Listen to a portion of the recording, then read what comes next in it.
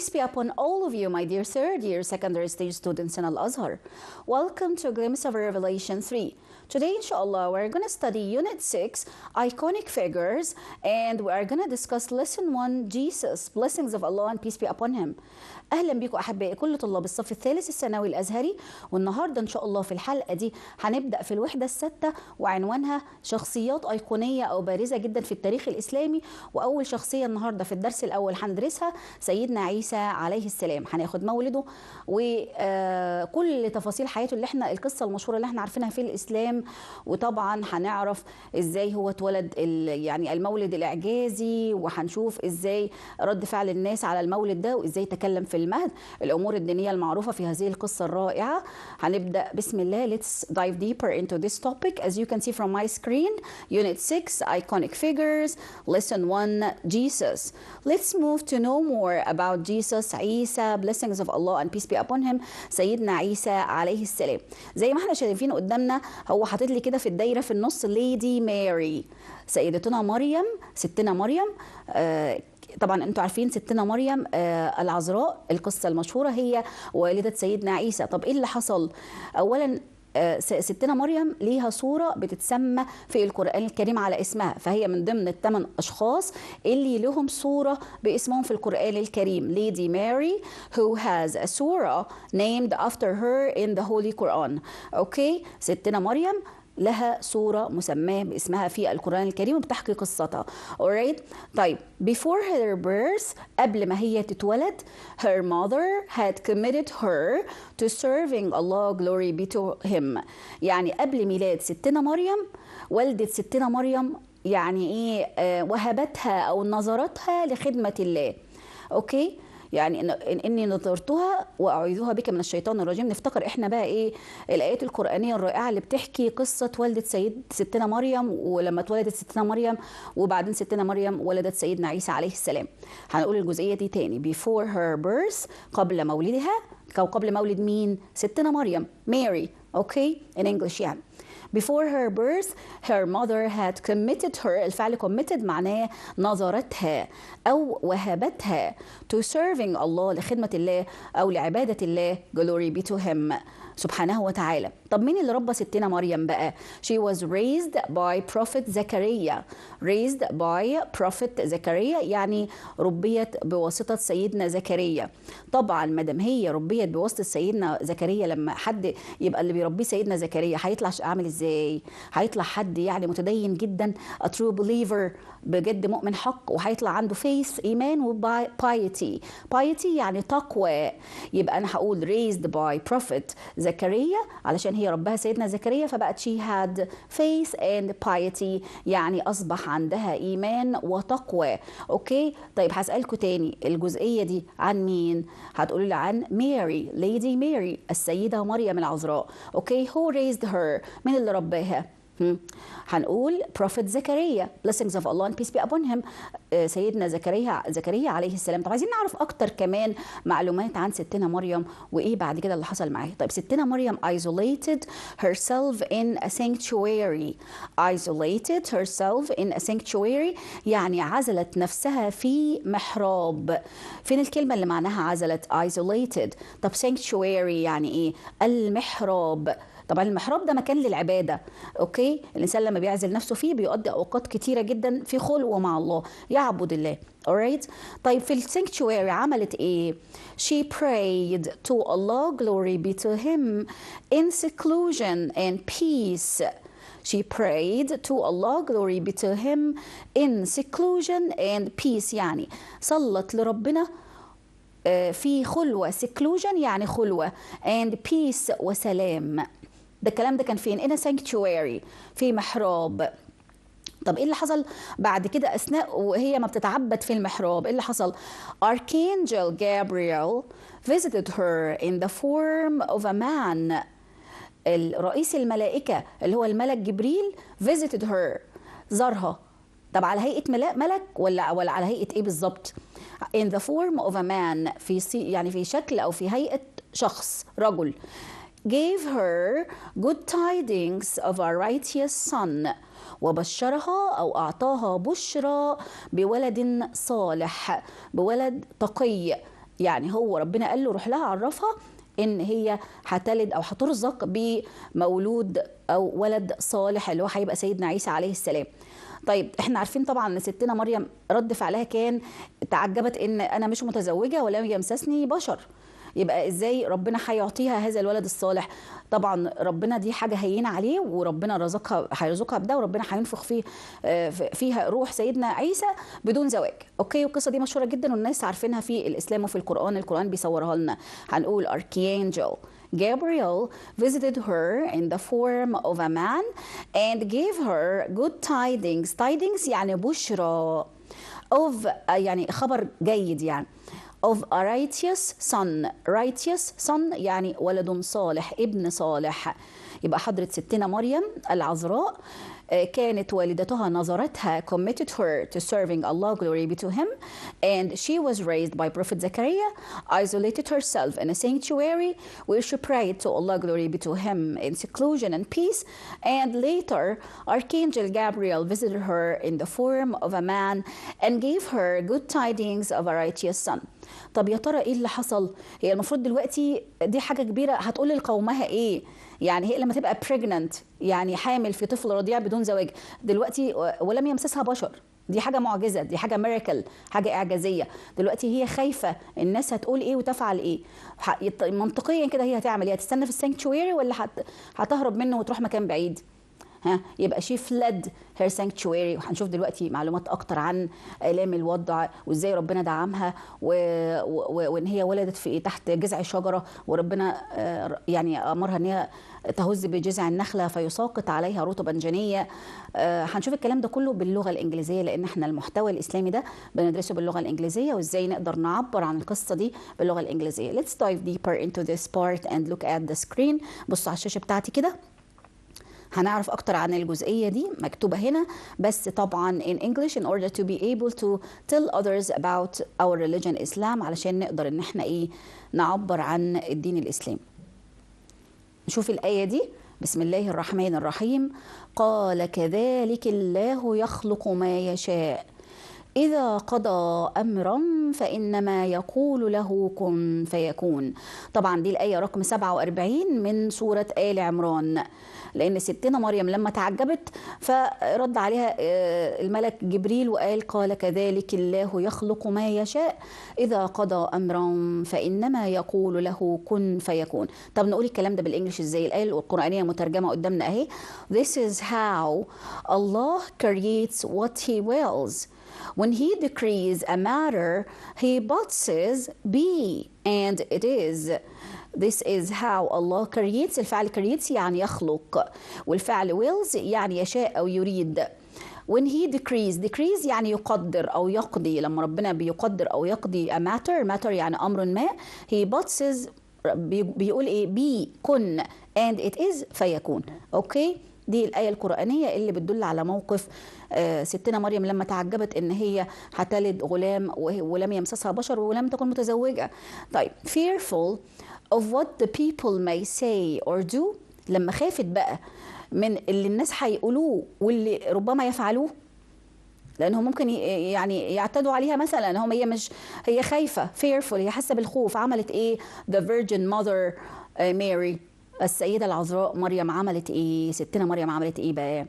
fled her sanctuary، زي ما قلت لكم هربت من المحراب، يعني راحت في مكان بعيد عشان تبتعد عن الناس. اوكي، because she was fearful of what the people may say or do. كانت خايفة من اللي الناس هيقولوه أو يفعلوه. her labor pains started and Jesus was born. بدأت آلام الولادة وولد سيدنا عيسى عليه السلام. Jesus يعني سيدنا عيسى المسيح عليه السلام. اوكي، in a miraculous birth under a palm trunk in Bethlehem. طبعا الميلاد ده لسيدنا عيسى كان miraculous. يعني ايه miraculous؟ يعني كان إعجازي. ازاي هو ولد لأم بدون زواج ومن غير أب. اوكي، يعني ربنا نفخ في مريم، في ستنا مريم روحه، وحصل الميلاد الإعجازي ده تحت جذع نخلة. فين؟ في أي بلد أو في أي مكان؟ في بيت لحم. بيت لحم في فلسطين، البلد ده بيت لحم في فلسطين. بيت لحم اسمه باللغة الإنجليزية كده زي ما انتم شايفين. In a miraculous birth under a palm trunk in Bethlehem. اوكي، طب عايزين برضو نعرف اكتر. شايفين الصورة دي رطبا جنية اهو. Allah glory be to him blessed her with ripe dates and fresh spring water. ربنا سبحانه وتعالى يعني دعمها، باركها، وأعطاها إيه؟ رطبا جنية. عارفين التمر اللي هو يعني إيه؟ إن هو رطب كده أو لين ومستوي. أوكي، زي ما بنقول كده باللغة العربية ripe dates and fresh spring water، وماء ينبوع يعني الماء نظيف يعني. أوكي، يبقى الله glory be to him blessed her with ripe dates and fresh spring water. ده أثناء ولادتها طبعا. أوكي، طيب was ordered، هي بقى ستنا مريم العذراء was ordered to abstain from talking to people. She was ordered to abstain يعني تمتنع. هي ربنا أمرها إنها تمتنع عن التحدث مع الناس. خلاص، اللي هيسألها مش هتتكلم خالص. ربنا أمرها إن هي تمتنع عن الكلام مع الناس لأنها هتحمل طفلها اللي هي ولدته. اوكي، في الميلاد الاعجازي ده هتبدا تروح لقومها. طيب هتقول لهم ايه؟ ربنا قال لها ما تتكلميش واشيري الى الغلام. فهي بعد كده زي ما هنشوف دلوقتي ان هي اشارت الى الغلام. she pointed at the baby. اوكي، يبقى the birth of Jesus. اول ما شافوها they accused her of ruining her family's reputation. هم أول ما شافوها accused her يعني اتهموها بتدمير سمعة أسرتها. طبعا هم مش عارفين، يعني هم لا يعلمون اللي حصل التفاصيل ايه. Her people accused her of ruining her family's reputation. طب ايه كمان؟ She pointed at Jesus the baby. She pointed at Jesus the baby. هي أشارت إليه. أشارت إليه هو يقصد سيدنا عيسى الطفل الرضيع. الله، طب ايه اللي حصل؟ He spoke in the cradle. تكلم في المهد. في المهد يعني المفروض المهد ده يعني سرير الطفل، يعني ده طفل بيبي رضيع لسه متشال، فتحدث. طب ازاي بقى؟ طب قال لهم ايه؟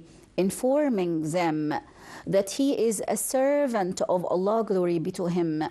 أخبرهم بأنه عبد الله. تمام. الأحداث دي في الصورة واضحة جدا جدا جدا. أني عبد الله آتاني الكتاب وجعلني نبيا. He spoke in the cradle informing them that he is a servant of Allah. تحدث في المهد قائلا لهم أنه عبد الله سبحانه وتعالى. أوكي، طيب who will receive the gospel and be a prophet. Who will receive the gospel and be a prophet. الذي سوف يستلم أو يستقبل بعد كده الإنجيل and be a prophet ويصبح نبي. يبقى الطفل الرضيع اللي هو سيدنا عيسى عليه السلام تكلم في المهد. He spoke in the cradle. اتكلم في المهد لما بدأ ان القوم بتوع ستنا مريم بدأوا يقولوا لها، يتهموها بان هي دمرت سمعة اسرتها، ولكن هي ما تحدثتش. ربنا امرها to refrain from talking to people، تمتنع عن الكلام مع الناس، but to point at him، تشير اليه، فاشارت اليه فتكلم في المهد وعرفهم ان هو a servant of Allah، ان هو عبد الله آتاني الكتاب وجعلني نبيا، يعني will receive the gospel and be a prophet. آتاه الكتاب اللي هو الإنجيل وأصبح نبي. طب بدأ يعمل إيه؟ هو حضرة سيدنا عيسى عليه السلام بعد كده بدأ يعرف الناس enlightened people of his noble rank، بدأ يعرفهم وينيرهم بمكانته الرفيعة. أوكي، لأن هو نبي، هو مش أي حد. Allah's glory be to him blessings and commandments that he glory be to him had bestowed upon him.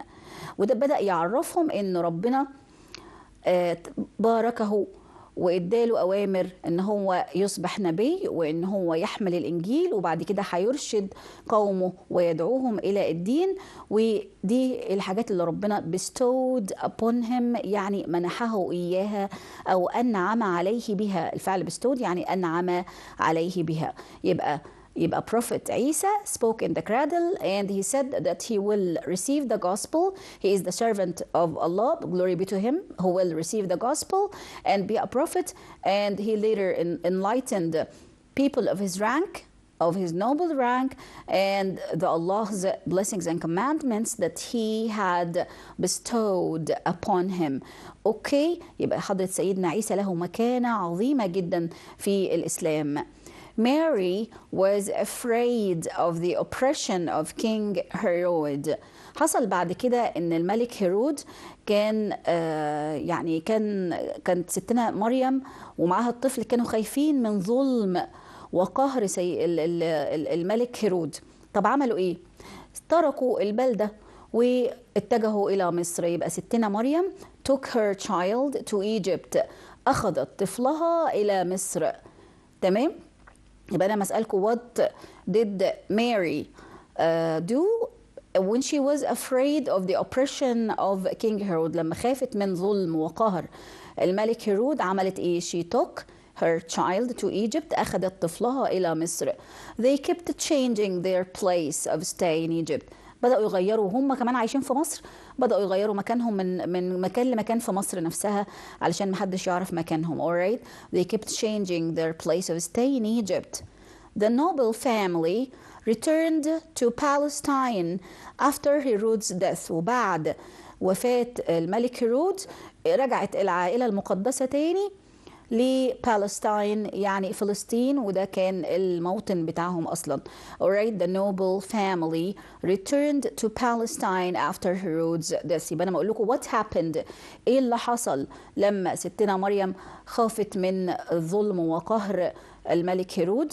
هنقول she took her child to Egypt، وهم حتى لما كانوا في Egypt they kept changing their place of stay there لغاية ما هيرودز death، لغاية ما حصل وفاة الملك هيرود. ف the noble family returned to Palestine after that. اوكي، طيب احنا دلوقتي بقى عايزين نعرف كمان اكتر سيدنا عيسى عمل ايه لما كبر بقى، بدأ يدعو الناس، الرسالة، يعني ايه التفاصيل. Jesus preached the gospel. Jesus preached the gospel. بدأ سيدنا عيسى عليه السلام ان هو يدعو الناس بالكتاب المنزل له وهو التوراة وهو الانجيل. الانجيل يعني the gospel. اوكي، يبقى Jesus blessings of Allah and peace be upon him، سيدنا عيسى عليه السلام preached the gospel يعني دعا الناس، ويعني تبدأ رسالته بالإنجيل كمان، الكتاب اللي ربنا أنزله عليه. Alright, stressed that there is only one creator، وأكد على حقيقة أن الله هو الخالق الواحد.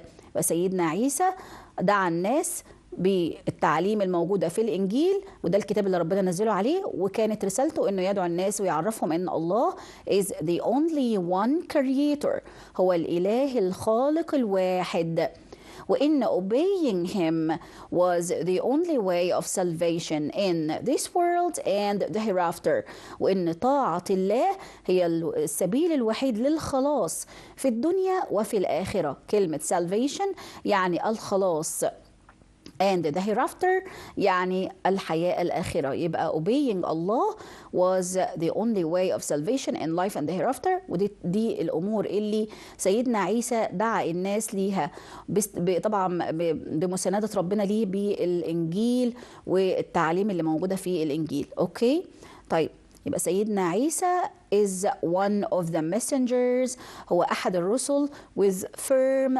resolve، يعني هو أحد أولي العزم من الرسل. أولي العزم من الرسل يعني هو كان معاه كتاب بيدعم رسالته زي سيدنا نوح وسيدنا موسى وسيدنا محمد عليهم السلام. Alright, Jesus preached the gospel and stressed that there is only one creator and that obeying him was the only way of salvation in life and the hereafter. Jesus, blessings of Allah and peace be upon him, is one of the messengers with firm resolve. شايفين firm resolve؟ التعبير ده معناه يعني له من أولي العزم من الرسل. one of the messengers with firm resolve. اوكي، شايفين مكانة سيدنا عيسى عاملة ازاي؟ زي ان الإسلام بيعرفنا قيمة سيدنا عيسى في الدعوة إلى الإله الواحد الخالق العظيم. Allah glory be to him supported him with other miracles. ربنا دعم وساند سيدنا عيسى في دعوته ببعض المعجزات، علشان هو لما يبدأ يدعو الناس لعبادة الإله الواحد، الناس يعني المعجزات دايما بتساعد النبي أو الرسول إن هو يبلغ رسالته والناس تبدأ تقتنع بالرسالة. طب ربنا ساند سيدنا عيسى بإيه؟ إيه الميراكلز بقى؟ إيه المعجزات؟ يعني كان بيقدر يعمل إيه؟ طبعا كل ده كان باي الله ويل، يعني بمشيئة الله وبإرادته. قدر يعمل إيه سيدنا عيسى اللي هو Jesus blessings of Allah and peace be upon him عليه السلام؟ He healed the lepers and those who were born blind. Healed the lepers and those who were born blind، يعني شفى الناس اللي كان عندهم مرض البرص، اوكي، والناس اللي كان عندهم مرض العمى، مش بيشوفوا، مولودين مش بيشوفوا، كان حضرة النبي سيدنا عيسى كان يقدر ان هو يشفيهم بأمر الله طبعا. اوكي، healed يعني شفى او عالج. the lepers يعني الناس اللي بتعاني من مرض البرص. اوكي، طيب those who were born blind يعني واللي اتولدوا كمان لا يروا، ما عندهمش البصر بتاعهم، ما بيقدروش يشوفوا. اوكي، كان سيدنا عيسى بيقدر يشفيهم بامر الله طبعا، ودي حاجه من ضمن الميراكلز اللي ربنا دعمه بيها في رسالته. اوكي، شايفين الصور دي كده؟ الصورة اللي قدامنا دي ده حد من الناس اللي هم عندهم healed the lepers، يعني ده شخص عنده ده leper اهو، يعني حد عنده مرض البرص اهو، وده شخص blind. اوكي، يبقى دي one of the miracles of Jesus blessings of Allah and peace be upon him. كان بيقدر يعمل ايه كمان بفضل الله؟ revived the dead، يعني ايه؟ كان يستطيع احياء الموتى بامر الله وباذن الله. اوكي، ربنا هو اللي مديله القدره دي عشان يدعمه في رسالته، لان دي miracle يعني معجزه. alright، revived the dead. revived the dead يعني احيا الموتى باذن الله. اوكي، breathed life into a bird made of clay with the permission of Allah. breathed life into a bird made of clay with the permission of Allah. وكان ينفخ الحياة في طائر مصنوع من الطين أو الطمي بإذن الله. اوكي، دي كلها ميراكلز كان يقدر يعملها قدام الناس علشان يقتنعوا ان جيسس هو a prophet، ان هو نبي، وعنده كمان بيدعو بكتاب اللي هو الانجيل، وان هو مبارك من الله سبحانه وتعالى. اوكي، طيب he was granted the table laden with food. He was granted the table laden with food، يعني كان من ضمن المعجزات ان هو دايما ربنا منحه او معطيله يعني مائدة محملة بالطعام. دايما حضرة النبي كان بيبقى عنده مائدة محملة بالطعام. منين؟ من عند ربنا. اوكي، يبقى الله glory be to him supported him with other miracles. زي ما اقول لكم what are the miracles؟ ايه المعجزات that Allah supported prophet Jesus اللي ربنا ساند بها أو دعم بها سيدنا عيسى في أثناء رسالته أو دعوته إلى الله؟ He healed the lepers and those who were blind. He revived the dead. He breathed life into a bird made of clay with the permission of Allah. And he was granted the table laden with food. نخلي بالنا إن ربنا هو اللي منحه لحضرة النبي عيسى عليه السلام، هو اللي منحه هذه المعجزات، يعني كسبورت، كدعم ليه في الرسالة. أوكي، شايفين ازاي احنا بنعرف اكتر عن الدين الاسلامي بس باللغه الانجليزيه عشان نقدر نوصل الرساله للناس المتحدثين بغير العربيه. طب ايه اللي حصل لما حضره النبي عيسى عليه السلام بدا يدعو الناس وبدات الدعوه تلقى acceptance، يعني قبول في بني اسرائيل؟ ايه اللي حصل؟ The Israelite leaders، القاده الاسرائيليين بقى، قاده اليهود بقى في انذاك، became worried and upset، أصبحوا غاضبين وقلقين جدا. علشان إيه؟ Jesus' message began to acquire acceptance. Jesus' message began to acquire acceptance. بدأت رسالة سيدنا عيسى ودعوته لله عند الناس بدأت تلاقي قبول، acceptance. أوكي، فهم قلقوا على ملكهم وعلى الأماكن بتاعتهم. أوكي، طيب فبدأوا قرروا يعملوا إيه؟ They planned to have him crucified on a Roman cross. planned to have him crucified on a Roman cross. قرروا وخططوا ان هم يصلبوه الفعل crucify يعني يصلب. ف they want to have him crucified، عايزين يصلبوه on a Roman cross يعني على صليب روماني. اوكي، هو مين اللي بيخطط او اللي خطط علشان يصلب سيدنا عيسى على صليب روماني؟ هنقول the Israelite leaders، القادة اليهود. علشان ايه اللي خلاهم عايزين يصلبوه؟ علشان هم became worried، هم أصبحوا قلقين جدا وشاعرين بالغضب الشديد بسبب إن Jesus' message، رسالة سيدنا عيسى ودعوته إلى الله began to acquire acceptance، بدأت تلاقي قبول عند ناس كتير جدا من بني إسرائيل. أوكي، طيب أمال إيه اللي حصل بعد كده؟ هل ربنا مكنهم إنهم يصلبوه؟ لا. however، هنقول however، وبالرغم من ذلك الله glory be to him، الله سبحانه وتعالى هل ربنا مكنهم ان هم يصلبوه؟ لا. protected يعني حماه and raised him up to heaven، raised him up to heaven، رفعه الله إليه. protected and raised him up to heaven. يبقى ايه اللي حصل لما the Israelite leaders put Isa or Jesus, blessings of Allah and peace be upon him, on the cross؟ هم حطوه على الصليب to have him crucified، عشان يصلبوه. ايه اللي حصل؟ الله protected him، ربنا حماه and raised him up to heaven، ورفعه إليه. اوكي، طب امال هم صلبوا مين؟ شبه لهم، يعني ربنا وضع شبهه على شخص آخر. أوكي، اللي صلب حد تاني أخذ شبه، ربنا وضع الشبه بتاع سيدنا عيسى عليه، لكن حضرة سيدنا عيسى عليه السلام لم يصلب، ولكن protected and raised up to heaven، رفع إلى السماء بواسطة ربنا سبحانه وتعالى. Jesus will return to earth before doomsday، حضرة النبي عيسى عليه السلام سوف يعود إلى الأرض قبل يوم الحساب، قبل يوم القيامة بفترة كده. أوكي، يبقى will return to earth before doomsday، هيكون يعني هيكون في الأرض، هيبقى شأنه إيه؟ as a fair إمام and a just ruler، هيكون حاكم عادل وإمام عادل. برضو كلمة fair و just يعني عادل، وإمام يعني قائد أو إمام، ورولر يعني حاكم.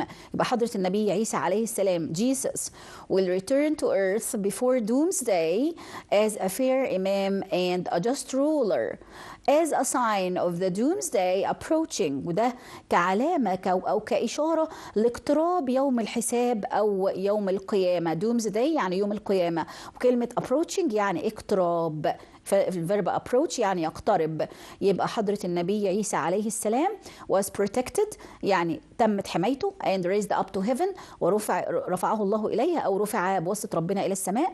Jesus will return to earth before doomsday as a fair imam and a just ruler، هيعود سيدنا عيسى قبل يوم القيامة كإمام عادل وحاكم عادل ومنصف as a sign، وتكون دي دلالة على doomsday approaching يعني اقتراب يوم القيامة أو الحساب. أوكي، يبقى دي كانت قصة سيدنا عيسى. ويقول الله تعالى في كتابه الكريم بسم الله الرحمن الرحيم: إن هو إلا عبد أنعمنا عليه وجعلناه مثلا لبني إسرائيل. إن هو إلا عبد أنعمنا عليه وجعلناه مثلا لبني إسرائيل. صدق الله العظيم. دي الآية رقم 59 في سورة الزخرف. إزاي نترجم الآية دي باللغة الإنجليزية؟ طبعا الآيات مترجمة في مصحف باللغة الإنجليزية.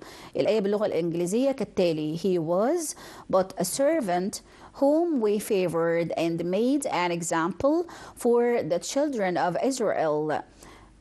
طبعا Allah the Almighty has spoken the truth. Well, actually, this is the end of our episode today. I hope that you found it beneficial. Till we meet again, inshallah. It's not goodbye. Peace be upon all of you.